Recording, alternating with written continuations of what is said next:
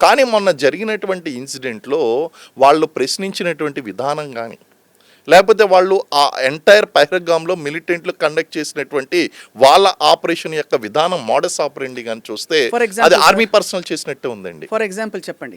For example వాళ్ళు చాలా క్లియర్గా నీ రిలీజియన్ ఏంటి, లేకపోతే నువ్వేంటి అని స్పెసిఫిక్గా మిగిలిన వాళ్ళందరూ ఒక పక్కకు రండి అంటే, లేడీస్ అందరూ ఒక పక్కకు రండి, ఈ మీ మేల్స్ అందరూ ఒక పక్కకు ఉండండి, ఇందులో మీ పేర్లు ఏంటి, పేర్లు అడిగిన తర్వాత వాళ్ళు కల్మా చదవమన్నారు. అది కల్మా చదవమని చెప్పి, అంటే ఒకవేళ కనుక ఎవరైనా సరే నేను ముస్లిం అని చెప్పేసి అబద్ధం చెప్తున్నారేమో, ఒకసారి ఆ యొక్క నమాజ్ చేయండి లేకపోతే కల్మాన్ చదవండి అని చెప్పి నిర్ధారించుకుని, ఇదంతా కూడా ఏంటి అంటే ఆర్మీ బిహేవియర్ అండి.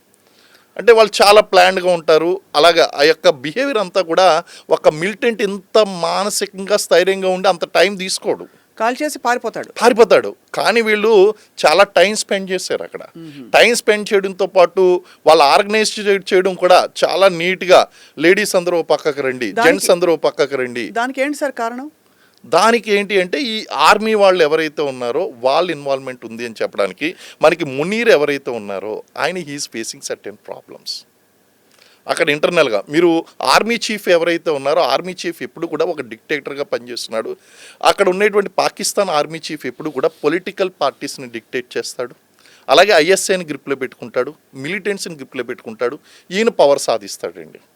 అందుకే మనం చూడండి, ఈ ఆపరేషన్ సింధూర్ అయిన తర్వాత మనం అవార్డులు ప్రకటించిన సంగతి పక్కన పెడితే అక్కడ పాకిస్తాన్లో యొక్క అసీం మునీర్కి ఫీల్డ్ మార్షల్ హోదా ఇచ్చి వాళ్ళని సత్కరించింది.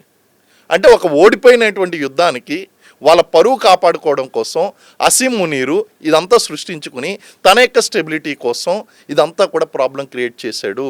రీజన్ ఏంటి అంటే తన యొక్క అస్తిత్వాన్ని కాపాడుకోవడం కోసం. గతంలో ఉన్నటువంటి జనరల్స్ ఇటువంటి పని చేశారు.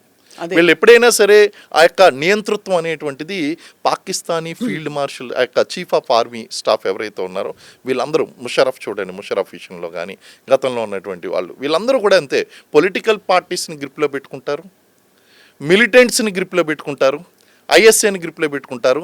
ఆ తర్వాత మొత్తం వీళ్ళంతా కూడా పొలిటికల్ గేమ్ స్టార్ట్ చేస్తారు. అది అసలు విషయం పొలిటికల్ గేమ్ రిలీజియన్ గేమ్ కూడా కాదు.